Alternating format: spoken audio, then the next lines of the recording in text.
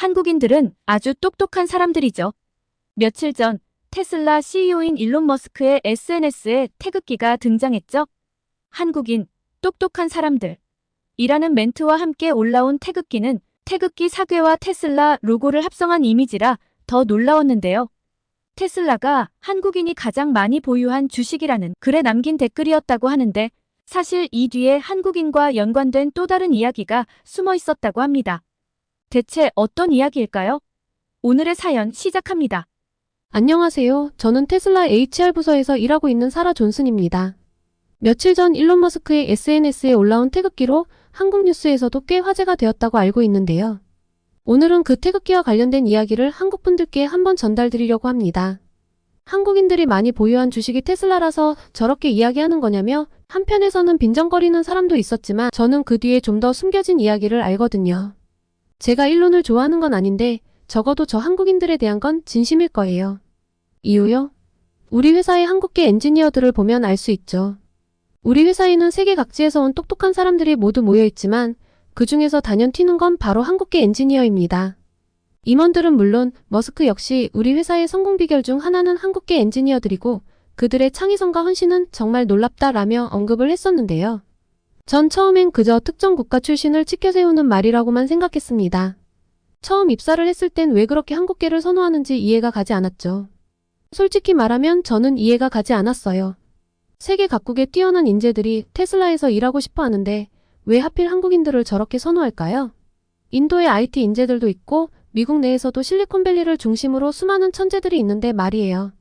굳이 한국인을 이렇게 대놓고 선호하는 회사 분위기가 전 마음에 들지 않았습니다. 이것도 역차별 아닌가 하는 생각도 들었죠. 한 번은 이 문제를 상사에게 이야기하자 저를 뭘 모르는 사람 취급을 하더라고요. 사라, 당신은 아직 모르는 게 많군요. 한국인 엔지니어들은 특별해요. 그들의 창의성과 근면성은 타의 추종을 불허해요. 미국 회사에서 왜 한국계를 좋아하는지 일을 하다 보면 알 거야. 몇 년만 지나면 먼저 찾고 있을걸? 그 말을 들으면서도 저는 여전히 의구심이 들었어요. 제가 아는 한 창의성이나 근면성은 국적과 무관한 개인의 특성이니까요. 그래서 한국가의 사람들을 일반화하는 것은 위험하다고 생각했죠. 게다가 저는 직접 한국인 엔지니어들과 일해본 적이 없었어요. 그들이 정말 그렇게 특별한지 아니면 그저 과대평가된 것인지 판단할 수 없었죠. 그리고 사실 제가 겪어본 아시아인은 참 별로였거든요. 지금 이 이야기를 들으시는 한국분들께는 죄송한 이야기지만 사실 저는 아시아인에 대한 생각이 그리 좋지 못했어요. 지금은 이렇게 한데 묶어서 생각하는 것이 얼마나 무지한 짓인 줄 알지만 그때는 생각이 좀 짧았습니다. 대학생 때 겪은 어떤 일 때문인데요. 대학교 3학년 때였어요. 제가 속한 팀 프로젝트에 리밍이라는 중국인 유학생이 있었죠. 처음에는 그가 성실해 보여서 좋은 인상을 받았어요. 꽤 수더분하고 살가운 인상이라 좋은 친구라고 생각했는데요. 함께 과제를 하면서 사건이 발생했습니다. 일이 진행되면 진행될수록 사람의 밑바닥이 보이더라고요. 일단 말이 너무 자주 바뀌고 변명을 엄청나게 하더라고요. 처음엔 자기가 뭐도 한다, 뭐도 안다. 말은 번지르르하게 했는데 정작 다 같이 모여 회의를 할 때에는 자주 늦거나 이런저런 핑계를 대며 불참했고 맡은 일을 제대로 하지 않았죠. 그래도 자기 파트를 완성만 하면 된다고 생각하며 참았는데 급기야 중간 발표 전날 그의 파트가 전혀 준비되지 않았다는 걸 알게 됐어요. 리밍의 공백을 메꾸느라 팔자에도 없는 밤샘을 하며 리밍의 파트를 완성해야 했는데 급하게 준비하다 보니 완전 개판이었어요. 당연히 점수도 낮게 받았고 그 과제는 완전 망해버렸죠. 그 학점을 수습하느라 제가 고생했던 생각을 하면 아직도 아찔합니다. 그 후로 저는 아시아 학생들과 협업하는 것을 꺼리게 됐어요. 아시아인은 책임감이 없어 말이 앞서는 사람들이야 라는 생각이 제 마음 한구석에 자리 잡았죠. 이런 편견은 제가 테슬라에서 일하면서도 계속됐어요. 한국계 엔지니어들의 지원서를 볼 때마다 리밍이 떠올랐고 그들도 비슷할 거라고 무의식적으로 생각했던 거예요. 그런데 이젠 머스크가 SNS에 말한 스마트한 사람들 뒤에 숨겨진 의미를 잘 알고 있습니다. 사실 우리 회사 내부에서는 한국계 직원들에 대한 평가가 정말 높아요. 그들의 문제 해결 능력, 혁신적인 아이디어, 그리고 끈기 있는 작업 태도는 정말 대단하거든요. 특히 연구개발 부서에서 한국계 직원들의 반짝반짝 빛나는 아이디어, 끈기는 정말 중요해요. 그리고 한국인들은 정말 성실해서 항상 새로운 아이디어를 제안하고 밤낮 없이 연구에 매진하죠. 때로는 그들의 열정이 다른 직원들에게 부담으로 느껴질 정도이니까요. 특히 같은 아시아권 출신인데도 중국계 엔지니어들과는 일을 대하는 태도가 정말 다르다고 말이 자주 나오죠. 물론 제가 처음부터 이런 평가에 동의했던 건 아닙니다. 앞서 말씀드렸듯이 색안경을 끼고 바라봤었으니까요. 이런 제 편견을 깨준 사람은 바로 테슬라의 한국계 엔지니어들 중에서도 단연 돋보이는 인물인 제이슨 김이죠. 그는 우리 회사의 수석 엔지니어로 최근 가장 주목받는 인물인데요. 한국계 미국인 2세로 스탠포드 대학에서 전기공학과 컴퓨터과학을 전공했고 졸업 후 바로 테슬라에 합류했죠. 지금은 회사에서 정말 중요한 핵심 인재인데 사실 저는 제이슨의 채용을 앞두고 있을 때 정말 강하게 반대를 했습니다. 그의 학력과 경력은 인상적이지만 우리에겐 이미 충분한 아시아계 엔지니어들이 있어요. 다양성을 위해 다른 배경의 지원자를 고려해봐야 하지 않을까요? 제가 채용 회의에서 말했죠. 하지만 이런 제 의견은 가뿐하게 무시당했어요. 그냥 제이슨의 채용을 밀어붙이더라고요. 저는 그때 꽤 언짢았답니다. 또 한국인이구나 라는 생각, 그리고 그와 비슷한 경력 또는 더 좋은 경력의 사람들이 많이 이력서를 냈는데 왜 하필 저 사람이지? 란 생각이 들었거든요. 그런데 처음엔 평범한 주니어 엔지니어였던 제이슨은 보란듯이 제 편견을 다 깨부수더라고요. 사실 입사하고 얼마 되지 않으면서부터 두각을 나타냈는데 실력보다 더 대단한 점이 있었어요. 바로 그의 태도였죠. 제이슨이 입사한 지 한 달쯤 지났을 때 배터리의 효율성과 관련해서 굉장히 주목할 만한 성과를 냈더라고요. 다들 감탄해서 제이슨, 어떻게 이런 아이디어를 생각해냈어요? 라고 치켜세우는데 제이슨은 겸손하게 대답했어요. 팀원들과 브레인스토밍하는 과정에서 나온 아이디어예요. 저 혼자만의 공이 아닙니다. 자기가 하지 않은 일도 했다고 우겨대는 자기 과시에 미친 사람들 속에서 제이슨의 모습은 정말 놀라웠습니다. 사실 자신의 업적을 자랑하고 싶어하고 부풀리는 것이 일반적인 사람의 마음 아닐까요? 하지만 제이슨은 오히려 팀을 먼저 생각하는 것 같았거든요. 2달 후 제이슨은 또 다른 혁신을 이뤄냈어요. 자율주행 시스템의 알고리즘을 개선해 인식 정확도를 눈에 띄게 높인 거죠. 이번에는 일론 머스크가 직접 그를 칭찬했다고 해요. 그랬는데 제이슨은 변함없는 태도였습니다. 들뜨지도 않고 그냥 하던 걸 무덤덤하게 할 뿐이었어요. 게다가 몹시 성실했죠. 함께 일했던 팀원의 말로는 팀장보다 더 팀장 같았다고 해요. 자기가 어려워하는 걸 밤늦게까지 같이 남아서 도와줬다고 하거든요. 거기에 대해서 미안해하니 제이슨은 조금 도와준 걸 가지고요 뭐. 팀원이 힘들어하는데 도울 수 있어 다행이죠. 라며 웃고 넘어갔대요. 세상에 지금까지 본 많은 사람들 중 가장 겸손한 사람이었어요. 그 순간 저는 제 편견이 얼마나 어리석었는지 깨달았어요. 제이슨은 단순히 뛰어난 엔지니어일 뿐만 아니라 훌륭한 팀 플레이어였던 거죠. 이후로 저는 제이슨과 다른 한국인 엔지니어들을 새로운 시각으로 바라보기 시작했어요. 그들의 창의성, 근면성, 그리고 팀워크 정신이 테슬라에 얼마나 큰 기여를 하고 있는지 인정하지 않을 수 없었죠. 그간 제가 가지고 있던 편견이 얼마나 부끄러웠는지 몰라요. 물론 이런 사람들의 인정에 제이슨은 압도적인 결과로 이야기를 했습니다. 최근 테슬라에서 가장 반응이 좋았던 모델에도 제이슨의 아이디어가 대거 반영되었는데 그 아이디어와 노력은 판매량으로 증명이 됐죠. 또 차량에 대한 아이디어 말고도 생산 공정 개선에도 큰 기여를 했습니다. 효율적이지 않는 것을 굉장히 싫어하는 성격이라 그런지 공정상에도 비효율적인 프로세스를 귀신같이 잡아내더라고요. 덕분에 생산 효율이 20% 향상되었다고 해요. 이는 곧 생산 비용 절감으로 이어져 우리 회사의 수익성 개선에 큰 도움이 되었죠. 모두가 제이슨의 혁신성은 어디서 올까? 하고 궁금해했는데 저희끼리 나름 답을 찾았습니다. 제이슨의 이런 혁신적인 아이디어들은 그의 문화적 배경과 무관하지 않다고 봐요. 한국의 빨리빨리 문화요. 효율성을 추구하는 한국의 문화가 그의 밑바탕이니 이 밑바탕과 미국의 창의적인 사고방식이 만나며 만들어낸 최고의 결과 아닐까요? 실제로 제이슨은 항상 어떻게 하면 더 빠르고 더 효율적으로 만들 수 있을까를 고민한다고 해요. 그러다 보니 제이슨의 성과는 회사 내부에서도 큰 주목을 받고 있어요. 얼마 전 있었던 분기 보고회에서 일론 머스크가 직접 제이슨의 이름을 언급하며 그의 공헌을 치하했다고 해요. 이례적인 일이었죠. 이런 제이슨의 활약 덕분에 테슬라 내 한국계 엔지니어들의 위상도 함께 높아지고 있어요. 많은 부서에서 한국계 엔지니어들을 영입하려 노력하고 있고 그들의 의견을 더 귀담아 듣고 있죠. HR 부서에서도 한국계 인재 영입에 더 많은 관심을 기울이고 있어요. 가장 똑똑하면서 성실하고 주인의식을 가진 사람들을 찾기란 쉽지 않은데 한국계 엔지니어를 뽑으면 성공 확률이 몹시 높다는 건 테슬라 내부에서뿐만 아니라 미국 기업에서 인사 담당 업무를 하는 사람들 대부분이 공공연히 하는 이야기입니다. 문제가 있다면 워낙 뛰어난 사람이다 보니 관심을 한몸에 받는데 이런 관심이 항상 긍정적인 것만은 아니란 거예요. 얼마 전 정말 믿기 힘든 일이 일어나기도 했으니까요. 우리 회사의 중국계 엔지니어 중 한 명이 제이슨의 연구 자료를 빼내려고 시도한 일이 있었거든요. 다행히 보안팀이 재빨리 알아차려서 큰 문제는 없었지만 이 사건은 회사 전체에 충격을 주었죠. 이 사건 이후 회사 전체가 발칵 뒤집혀서 모든 직원들의 출입 기록과 네트워크 접속 이력을 전수조사했고 보안 시스템도 대폭 강화됐죠. 특히 핵심 기술 관련 부서는 2중, 3중의 보안 장치를 갖추게 됐어요.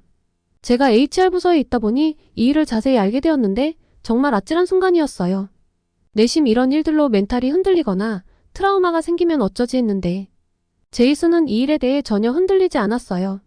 오히려 팀원들을 격려하며 더 열심히 연구에 매진했죠. 제이슨의 이런 태도에 정말 많은 사람들이 감동을 받았습니다. 휴가라도 좀 쓰고 쉬고 오라는 말도 있었는데 할 일이 많다며 휴가도 가지 않더라고요. 그만큼 회사에서는 아끼는 인재인데 소문이 여기저기로 퍼지다 보니 다른 회사에서도 탐내는 인재이기도 했나 봅니다.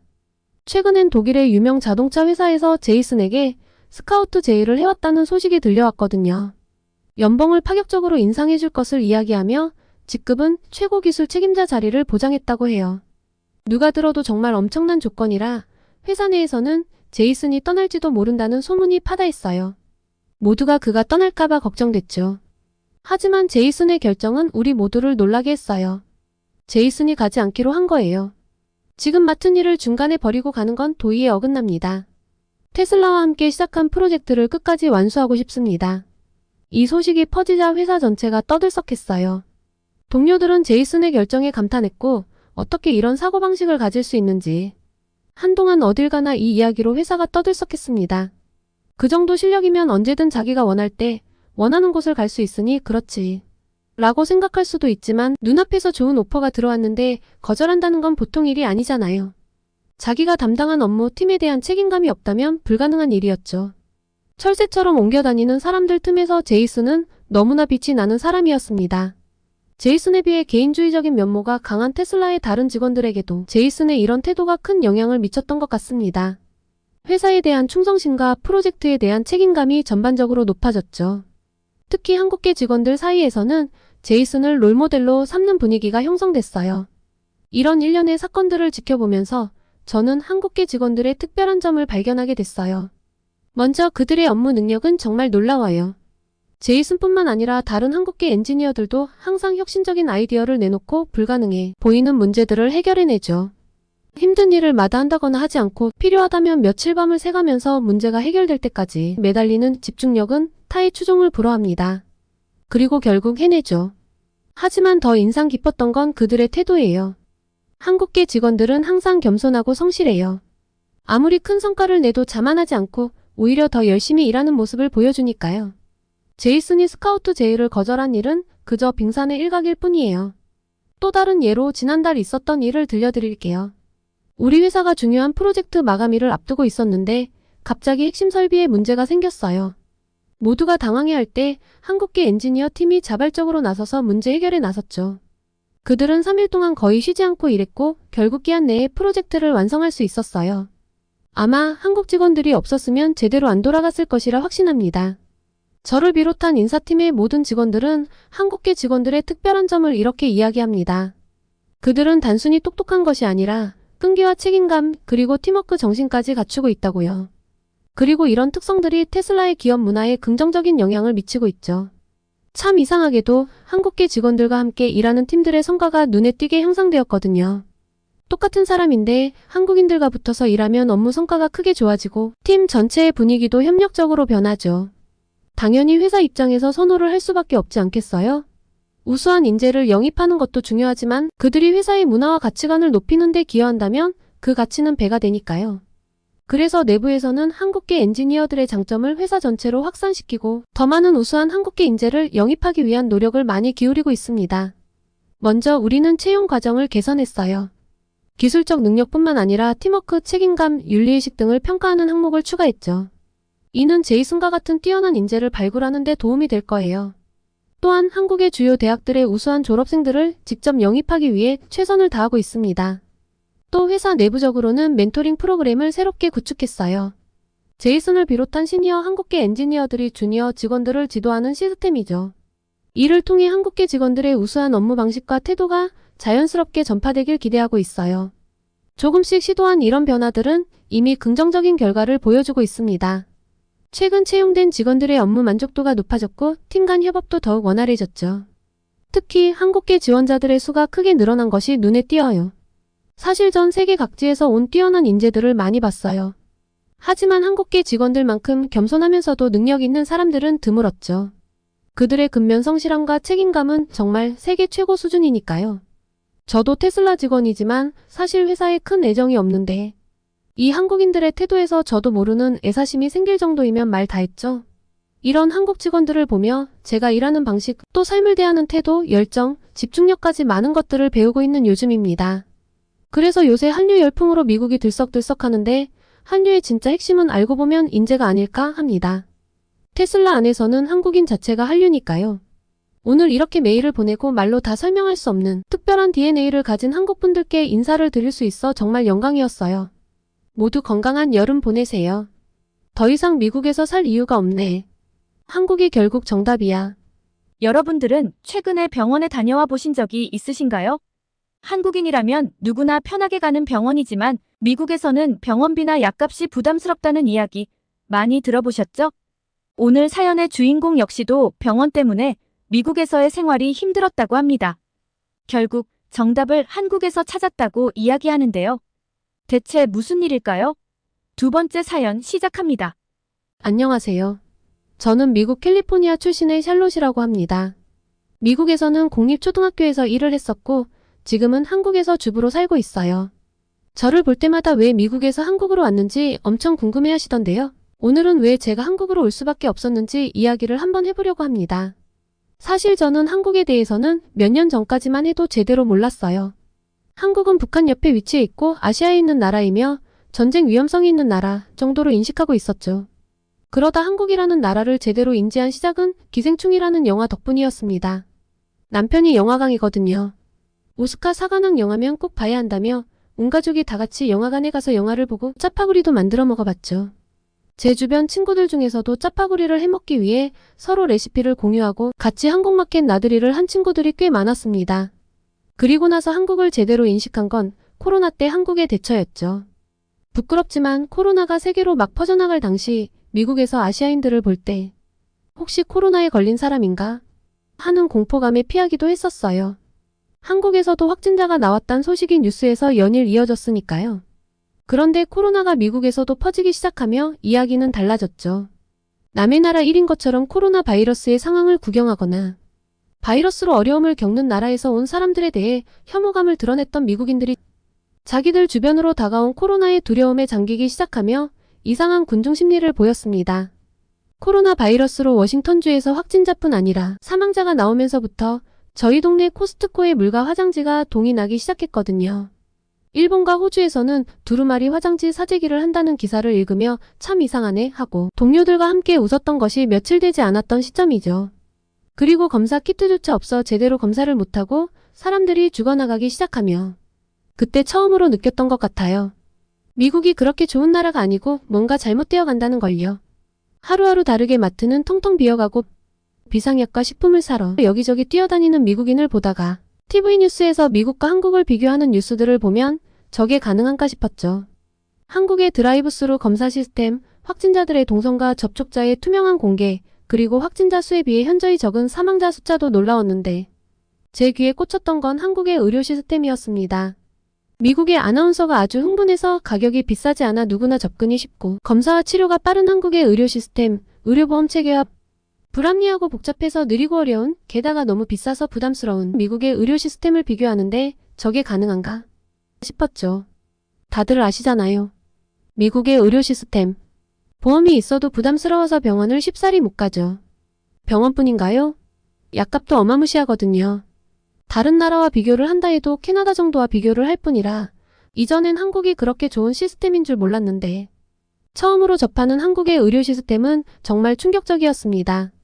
그때부터 한국에 관심을 가지기 시작했고 한식이나 한국 문화에 대한 관심이 커졌어요. 넷플릭스를 통해 한국 드라마를 접하게 되며 점점 더 한국에 친숙해졌죠. 한국 드라마를 통해 한국이 매력적인 나라이고 굉장히 발전한 나라구나라는 걸 깨달았지만 제가 한국에 올 거란 생각은 전혀 못했는데요. 한국에 와서는 미국에서의 삶을 떠올리면 참 미련하고 불편한 삶이었다 싶어요. 아주 작은 사례로 예전에 남편 손가락에 사마귀 같은 것이 생긴 적이 있어요. 진료비도 아깝고 시간이 지나면 사라질 거라며 남편은 우선 참았습니다. 그런데 자꾸 통증이 발생하는 거예요. 아무래도 병원에 가야 할 것 같아 알아보고 진료 예약을 하려니 의사의 스케줄에 맞추려면 한 달 후에나 예약이 가능하더라고요. 너무 오래 걸리는 터라 당길 수 없냐고 이야기를 하니 다른 동네에 있는 병원으로 다시 예약을 하겠냐는 거예요. 처음 예약했던 병원은 우리 가족이 가진 보험으로 갈 수 있는 이 동네의 유일한 병원이었습니다. 옆 도시까지 가고 싶지 않아서 다음에 다시 예약하겠다며 전화를 끊었죠. 보험이 있는데도 병원을 아무데나 갈 수 없는 이유는 회사를 다니면 보험료를 지원해 주는데요. 예전엔 병원의 범위가 넓은 보험 혜택을 제공해 줬었거든요. 그런데 매년 보험료가 오르다 보니 회사에서 지불하는 금액을 줄이고 직원들의 불평은 피하기 위해 여러 가지 보험 중 선택하도록 제도를 바꾸었습니다. 그러니 저희는 진료받기 조금 불편해도 개인이 지불해야 하는 비용이 저렴한 보험으로 바꿀 수밖에 없었고요. 하지만 보험에 가입된 이들보다 보험 혜택으로부터 소외된 이들이 더 많은 미국에서 보험 혜택을 받으며 살 수 있다는 것에 감사하며 살아갔죠. 남편은 통증을 더 참아보겠다고 했어요. 그런데 어느 날 출근 준비를 하던 남편이 아주 기분 좋게 제게 이야기했습니다. 한 달 넘게 신경 쓰이던 사마귀가 사라졌다고요. 병원에 안 가길 잘했어. 알아서 떨어져 나가서 진료비가 굳었네. 하며 기분 좋은 하루를 시작했었는데요. 이게 바로 미국의 일반적인 사람들의 삶입니다. 좀 참아보고 알아서 나을 때까지 기다리며 사둔 약이 있다면 우선 자가치료를 해보는 거죠. 한국이었으면 그냥 어떤 병원을 갈 것인가 검색해서 피부과에 가서 금방 진료를 받고 저렴하게 치료를 받을 텐데 말입니다. 그래도 몰랐으니까 모르는 대로 살아갔던 삶이었습니다. 그런데 미국 생활에 심하게 회의감이 드는 사건이 생겼어요. 시아버님에게 문제가 발생했거든요. 아버님께서 초점이 잘 안 맞는다고 좀 찌그러져 보이는 것 같기도 하고 이상하게 사물들이 흐릿하게 보인다고 하셨어요. 시력이 많이 안 좋아지셨나? 하는 생각에 안경을 바꾸러 가자고 말씀드렸는데 아버님께서 한사코 거부하셨습니다. 너무 속상했어요. 물론 아버님의 마음은 압니다. 저희 아버님 같은 경우는 안과보험이 없으시거든요. 안과에서 하는 시력 검사가 아닌 코스트코에서 하는 시력 검사만 해도 150불, 그러니까 20만 원 정도인데 안경도 비쌉니다. 렌즈까지 하면 아무리 싸도 60만 원에서 100만 원은 들어요. 저희에게 부담을 주고 싶지 않으셨겠죠. 그래서 구글에서 열심히 검색해보니 요새는 온라인으로 안경도 판매하더라고요. 시력 검사 처방전과 눈 사이 간격, 눈과 귀 사이 간격을 적으면 제작해서 배송이 온다는데 한국 돈으로 13만 원 내면 되더라고요. 택배로 받아본 안경은 꽤나 그럴듯하고 좋았습니다. 아버님께서도 너무 좋아하셨어요. 한국 분들은 안경 하나 사는데 되게 어렵네 라고 느끼시겠죠? 그래도 전 그 사이트를 발견했을 때 너무 반갑고 좋았습니다. 이렇게 안경을 사면 더 이상 아버님께서 스트레스를 받지 않으시겠지 싶어서요. 문제는 아버님 시력이 자꾸 안 좋아지고 계시단 거였어요. 안경을 바꾸고 푹 주무시고 일어나셔도 계속 눈앞이 침침하다며 눈을 비비시는데 뭔가 잘못된 것 같았죠. 무던한 성격인 남편도 좀 뭔가 이상하다 싶었나 보더라고요. 저희 부부는 걱정스러운 마음에 잠도 못 자고 열심히 인터넷 검색을 해보았습니다. 열심히 정보를 찾다 보니 아버님께서는 평소 당뇨가 있던 분이라 합병증으로 백내장이 온 것 아닌가 하는 의심이 들더군요. 지체해봤자 좋아지는 일이 아니니 서둘러 아버님께 병원을 가자고 말씀드렸죠. 그런데 놀라서 팔짝 뛰시는 거예요. 살 날이 얼마 남지도 않았는데 돈 나갈 일은 만들지 말라면서요. 다른 것도 아닌 눈인데 당연히 가야 한다며 남편과 제가 엄청 오랫동안 설득을 했습니다. 아버님 마음도 이해를 해요. 아버님께서 꾸준히 드시는 당뇨병 약이 있었거든요. 본인 부담금은 한 달에 $30, 한국 돈으로는 38,000원 정도라 별로 부담이 없었습니다. 그런데 해가 바뀌며 갑자기 금액이 팍 뛴 거예요. $160 한국 돈으로 약 20만 원으로 올랐으니 거의 5배가 뛰어버렸죠. 이것 말고도 꾸준히 드시는 약들의 본인 부담금이 갑자기 올라버린 경우가 꽤 됐습니다. 그래서 결제를 할 때마다 미안해하셨는데 안과보험이 없는 상태에서 치료를 하면 비용이 많이 나올 테니 한사코 안 하시겠다는 것이겠죠. 한국 분들은 이해가 안 가시겠죠? 무슨 약값을 그렇게 제멋대로 올리는지 이해도 안 가시고요. 하지만 미국에서는 이렇게 약값이 너를 띱니다. 이유요? 미국인들의 의료보험은 사보험인 거 아시죠? 아버님의 보험이 이젠 다른 약을 우선적으로 지불해 주기로 결정한 거죠. 아마 다른 약을 제조, 판매하는 제약회사와 좀 더 좋은 조건으로 보험사가 계약을 맺었을 것입니다. 그래서 다른 약을 더 많이 쓰도록 유도하기 위해 아버님께서 원래 드시던 약에 대한 본인 부담금은 크게 올려버리고요. 그래서 보험금이 싼 걸 찾아 잘 가입했네? 라고 해도 좋은 게 아닙니다. 알고 보면 이렇게 본인 부담금이 커지는 경우가 종종 생기니까요. 아, 정말 미국 의료보험에 대해서 설명하려니 거지 같네요. 세계 최강 대국이네 어쩌네 하지만 사실 국민 스스로 자가치료요법을 통해서 면역력을 키우게 하는 의료보험 제도를 가진 나라가 미국인데 지금 생각해보면 미국에서 죽지 않고 살아왔던 것도 용합니다. 아니, 운이 좋았던 걸까요? 저희는 겨우 아버님을 설득한 끝에 병원에 갔습니다. 그런데 너무 당황스러웠어요. 저희가 예상한 백내장이 아니라 황반변성이라고 하더라고요. 더 당황스러운 건 의사의 태도였습니다. 해줄 게 없다나요? 일단 항산화제 등 영양제를 먹는 것 외에는 딱히 해줄 게 없다고 했습니다. 머지않아 실명이 되실 거라고 했죠. 병원만 3차례 왔다 갔다 하며 검사에만 100만 원 이상 나갔는데 해줄 수 있는 게 없다는 무책임한 말에 화도 나고 너무 속상했습니다. 무뚝뚝하고 건성건성 보는 의사의 태도도 화가 났고요. 무엇보다 아직 신체적으로 큰 이상이 없으신데 실명이 되신다는 건 너무 끔찍하잖아요. 무책임한 의사, 비싼 비용, 흘러간 시간 그리고 대책 없는 결과 온 집안이 침울하게 가라앉았습니다. 무엇보다 가슴이 아팠던 건 시아버지께서 마치 세상이 다 끝난 듯 예전과 달리 활력을 잃어버리셨단 거예요. 저희 부모님이 일찍 돌아가셔서 저는 결혼 후에 아버님을 정말 친아버지처럼 따랐거든요. 시어머니께서 일찍 돌아가시고 아버님께서 홀로 힘들게 고생하며 남편을 길러주신 만큼 저희가 열심히 일해서 남은 기간은 잘 모시고 싶었는데 실명이라니요. 그러던 중 저희에게 한 줄기 희망이 찾아들었습니다. 남편의 한국 발령 소식이었어요. 하나뿐인 딸아이가 사는 공간, 그리고 공부하는 환경이 완전 바뀌는 것에 대한 걱정이 있었는데 딸아이는 너무나 좋다고 하더라고요. BTS에 푹 빠져있으니 제가 괜한 걱정을 한 거겠죠? 그리고 제 머릿속을 스친 건 코로나 시기에 봤던 한국 의료체계에 대한 뉴스였습니다. 저렴하고 빠르고 아주 수준이 높으며 기다림 없는 의료. 한국에서는 이 문제에 대한 해결책을 가지고 있지 않을까 하는 기대감으로 찾아봤는데 한국에서는 안군의 주사나 레이저 등으로 치료를 하고 있더라고요. 아버님께 소식을 전했습니다. 함께 한국에 가면 아버님 눈 문제도 해결할 수 있을 거라고요. 한국에서는 황반변성을 이렇게 치료를 해요 라고 이야기를 하니 표정이 조금 변하는 듯 하시더니 이내 다시 서글픈 얼굴이 되셨습니다. 한국이 아무리 발전했다고 해도 미국만 하겠냐고요. 미국에서도 전문의가 보고 이미 치료를 못하는 상태라고 했는데 달라질 것 같지 않다고 하셨죠. 나는 나이도 있고 어차피 이제 살 만큼 살았으니 괜찮다며. 너희들만 잘 살면 된다고 본인까지 한국에 갈 필요가 있겠냐고요. 아무래도 연세가 있으셔서 그런지 한국 의료나 한국의 수준을 잘 모르셔서 그러신 것 같아 저와 남편이 엄청나게 설득을 했습니다. 한 달 가까이 설득을 한 끝에 아버님의 마음이 바뀌었죠. 저희 부부와 딸아이, 아버님까지 네 식구가 한국으로 도착하던 날이 아직도 정말 생생해요. 정말 두근대는 마음으로 도착한 한국은 입이 떡 벌어지게 만들더라고요. 저희 부부는 코로나 이후 한국 컨텐츠들을 많이 접해서 한국은 역시 이 정도구나 라는 생각이었는데 아버님은 얼떨떨해 하셨습니다. 내가 알고 있는 한국이 아닌데 와우 정말 놀랍구나 라며 눈이 휘둥그레해지시는 모습을 보니 제가 한국인도 아닌데 괜히 뿌듯하더라니까요. 그렇게 시작한 한국 생활은 제 기대 이상이었습니다. 무엇보다 제일 인상적인 건 대만 냄새가 나지 않고 아이를 기르기 정말 좋은 환경이더라고요.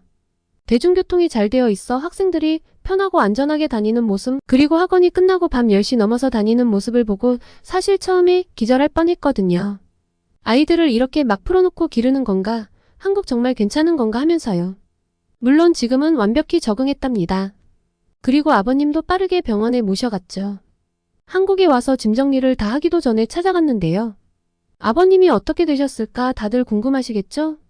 결과부터 말씀드리면 하루빨리 한국에 왔었어야 합니다. 전문의를 만나는데 오래 걸리지 않아 빠르게 의사를 볼 수 있었다는 것도 신기했는데 황반변성은 맞는데 주사치료로 관리를 할 수 있다고 하시더라고요.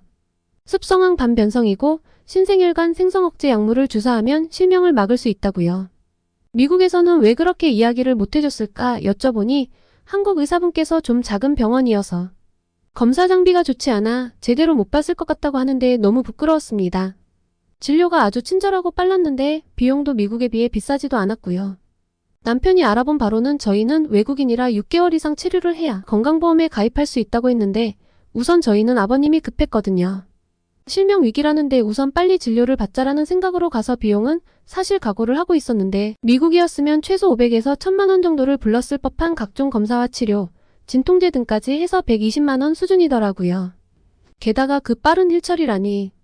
처음 병원에 갔을 때 당일 진료에 당일 검사를 하고 검사 결과가 그 자리에서 나오는 걸 보고 믿기지 않았습니다. 아버님은 결과를 이렇게 빨리 듣다니 미국은 한 달은 기다려야 할 텐데 라며 감탄하셨고요. 미국에서는 다 낫거나 죽어야 병원에 간다며 서글픈 농담을 하곤 하는데 한국인들은 아마 죽어도 이런 농담은 이해하지 못하겠구나 싶었어요. 그렇게 시작된 치료는 정말 마음에 들었습니다. 사실 눈에 주사를 놓는다는 건 듣도 보도 못한 일이고 괜찮을까 싶었는데 한국을 믿고 시작했던 치료였거든요. 치료를 한 지 6개월이 되어가는 지금 저희 아버님은 시력을 잘 유지하며 시력 관리를 성공적으로 하고 계십니다. 의료진이 어찌나 친절하고 살가운지 사실 치료받으러 가는 길이 어쨌든 병원이고 마취를 한다 한들 통증도 뒤따라 썩 유쾌하시진 않을 텐데 아버님께서는 실력이 좋은데 이렇게 친절하기까지 하다니 넘버원이라며 항상 감탄하시죠. 그리고 아이를 위해서도 한국으로 오기 잘했다 싶어요. 앞서 말했듯 안전한 환경도 그렇고 학교 급식도 정말 영양가 있고 균형 잡히게 나오더라고요. 미국에서는 제가 건강식으로 챙겨 먹이려고 했었는데 영 쉽지 않았거든요. 미국 급식은 염분도 높고 고칼로리 음식이라 영양 밸런스가 전혀 맞지 않는데 자극적인 걸 먹고 집에 오니 집밥은 영 싫어했었습니다. 살도 찌고 피부도 안 좋아져서 맨날 스트레스 받는다며 짜증이란 짜증을 다 내고 다녔는데 한국에 와서 한국 음식을 주로 먹으니 저절로 다이어트도 되고 피부도 좋아지더라고요. 요새 미국에서 불고 있는 K푸드 광풍이 학교 급식에도 진출을 좀 해줘야 하지 않을까 싶은 생각입니다. 미국 국가 차원에서 좀 해줘야 할 텐데 주마다 교육 예산이 다르고 음식 납품업자들의 로비도 있으니 쉽지 않겠죠? 그러고 보면 한국은 참 좋은 나라예요. 의료보험 체계는 세계 어떤 나라와 비교해도 압승인데 건강한 식문화까지 있다니 말이죠. 게다가 아주 안전하고 행정은 빠르고 정확하죠. 사실 제 직업을 포기한 것만 빼면 전 정말 한국 생활에 몹시 만족해하고 있어요.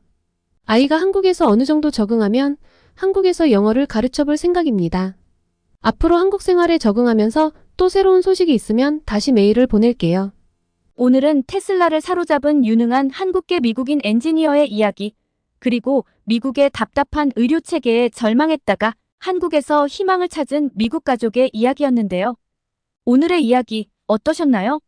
오늘의 이야기가 마음에 드셨다면 구독과 좋아요를 눌러주세요. 여러분의 구독과 좋아요는 계속해서 좋은 이야기를 소개할 수 있는 힘이 됩니다. 이상 감동저장소였습니다.